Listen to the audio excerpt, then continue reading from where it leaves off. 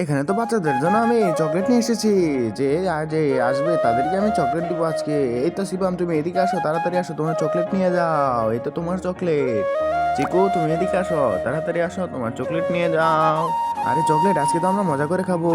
তোমাদেরকে যে চকলেট দিয়েছি একবারই দেওয়া হবে, দ্বিতীয়বার আর কোনো চকলেট মকলেট দেওয়া হবে না। আমি গেলাম। তুমি যদি তোমার মাকে ভালোবাসে থাকো তাহলে ভিডিওতে সাবস্ক্রাইব করে দাও, আর যদি বাবাকে ভালোবাসো তাহলে ভিডিওতে অবশ্যই একটি লাইক করে দাও। আর তুমি যদি লাইক সাবস্ক্রাইব না করো তাহলে বুঝে নিবো তুমি মা বাবা কাউকেই ভালোবাসো না। চলো যাই, আমরা খেলতে যাই। এখানে এই মেয়েটি চকলেটটি রেখে বাসায় চলে যায়। তখনই সে বলতে থাকে, আমি তো অনেক বড় চিকু, আমাকে দুইটা চকলেট দে, তোরটা তুই খাস নে। তখন চিকু বলতে থাকে, না না, আমার চকলেট আমি তোমাকে কেন দিব, আমার চকলেট আমি তোমাকে দিব না। কি করি কিছু তো একটা বুদ্ধি করতে হবে। এই তো আমি যেখান থেকে চকলেটটা চুরি করে নিয়ে যাই। ভাইয়া, আমাকেও চকলেটটা দাও। না, আমি তোকে কেন দিব, আমি নিয়ে এসেছি, আমি খাবো।